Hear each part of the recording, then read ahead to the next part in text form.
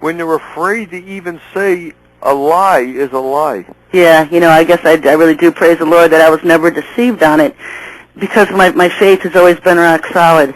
Well, that's why I think it bothers me even more, because every year I know the damage it did to me, Sherry, and I go to a mall, and you see all the little kids with their wide-eyed wonder looking at Santa Claus like he's a god, and every one of those kids is set up like a lamb to the slaughter to have their little faith shattered.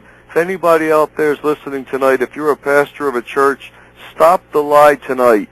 Get up in that pulpit Sunday and tell your congregation, stop following Santa Claus. It's a lie. It's not from God. And get back. Tell them about Jesus. I don't know if they'll listen to us, Sherry. They probably think we're some kind of wild-eyed fanatics. But they'll term us anything they want to, as far as wanting to believe what we have to say. Well, when you shake somebody's box, when you rattle their box, and you give them the truth, they're just going to cast you off as being in error, as being deceived yourself, because they don't want to hear the truth. No, they don't want to hear the truth. They don't hear the truth. And how can they justify lying to their children? Jesus said, all manner of liars do not go to heaven. All who make and love a lie don't go to heaven. Love a lie, and that's the favorite one they love. They love to tell their kids about holidays, about Christmas, about the Easter Bunny. It just goes so far in all of the traditions that we have, and especially the ones that the church incorporated. They can't see that they're being nothing but whores of Babylon for Mithra. That's exactly true, and even the world, and you'll turn on Christmas Eve, even the newscasters pretend to be tracking Santa. The whole world, and children should see the truth. It's all a lie. Then they won't believe everything they hear on the news either, but it's just every year it gets worse, and every year you think it's going to end, and Christians cry and moan, Christmas is so commercialized anymore. Really? Well, you won't get rid of Santa, and you keep the holiday, so why are you crying? You created the problem. They're in bondage to tradition. That's exactly what the Lord said happens. When we become involved with traditions, we ignore His words, become involved in tradition, we become bondage to them. We become in slavery to them. And fear, because every Christmas you have to worry. Is one relative going to tell the kids Santa isn't real? I heard it for a lot of parents, because every child that comes to my house and asks me if Santa is real, I tell them no.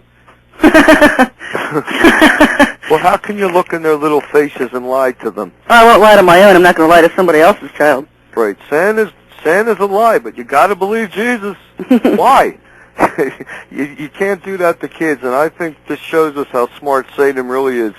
If he can get Christian parents to lie to their own children on the fake birthday of Jesus, he's pretty smart. Yeah. I mean, he is pretty slick, and that's really slick. And there's Christians out there, Sherry, or quote Christians, Baptists, whatever. They will want to tear your head off if you denounce Santa Claus. And I think it's just because they don't have the courage to do that. Yeah, they think that you're taking something away from the kids, that you're robbing them of something. We are robbing the children of something. Yeah, we're robbing them of being shattered. We're robbing them of a lie. I've been called Grinch. Yeah, Grinch. There's just such a huge difference between the early church and the Constantine Christians.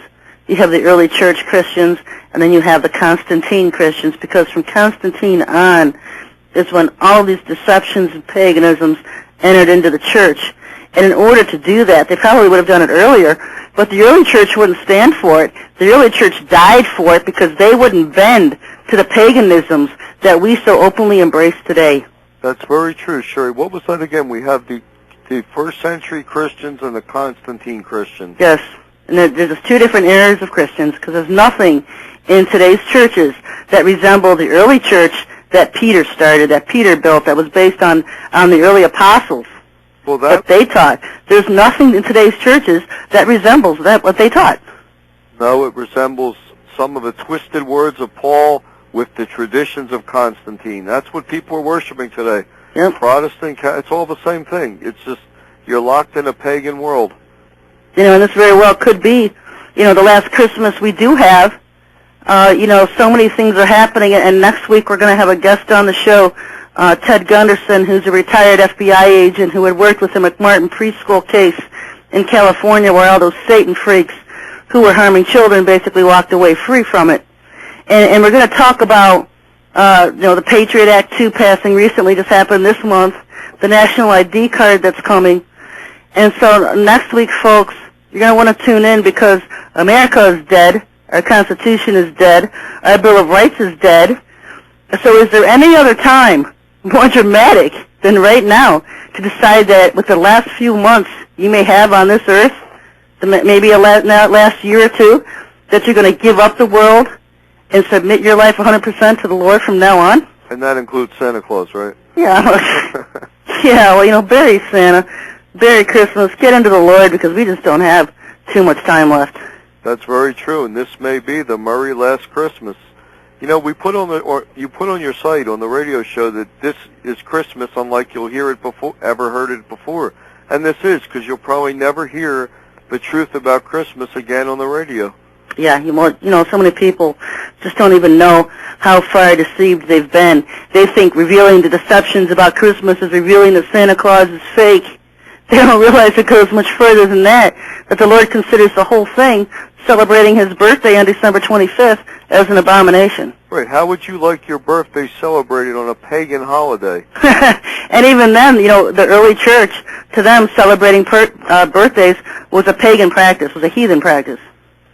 And they didn't do it.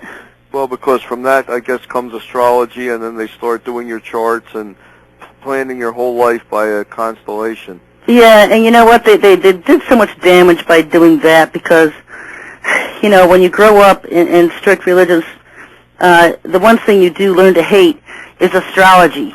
And you learn that all of that is of the devil.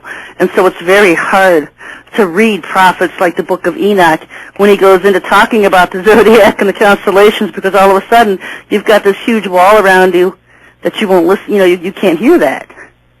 It took me forever to be able to be comfortable reading the Book of Enoch and how he explains how everything is run by constellations and times and the stars and the skies, because I had that huge block about just so much hatred about astrology. What they've done to that, perverted that. Well, Enoch was one of the books that was kicked out of the Constantine Church collection. Oh yes, get rid of Enoch.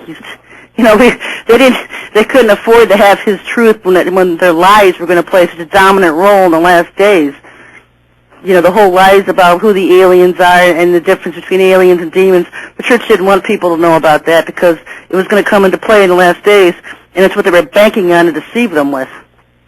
That's true, and I wouldn't be surprised if our first encounter with aliens will be on Christmas Day, when they come from the sky in their magic sled and give us all the presents we've ever wanted. As ascended masters and angelic hosts, no doubt. And you know what? We're up to a lot of deceptions this month that could happen. Bioattacks on our soil could be coming up around Christmas holiday.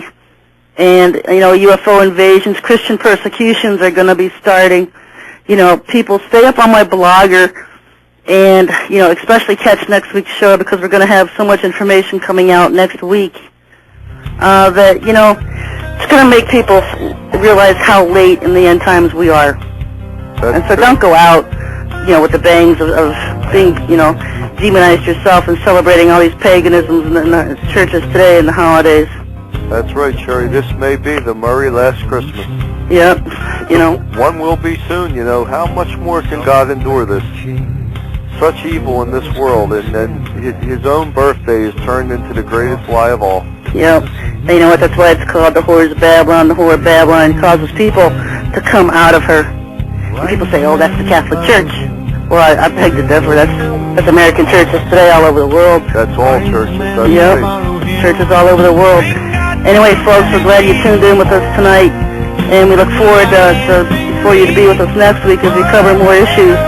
And some bioattacks will be coming to America, and the Antichrist war and the saints starting here soon in America. Pastor Harry, anything you want to end with?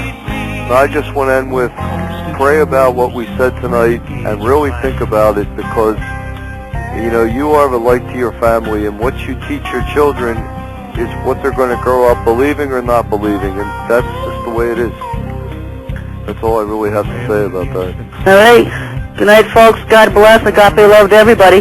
We'll see you next week. Bye. Thank you.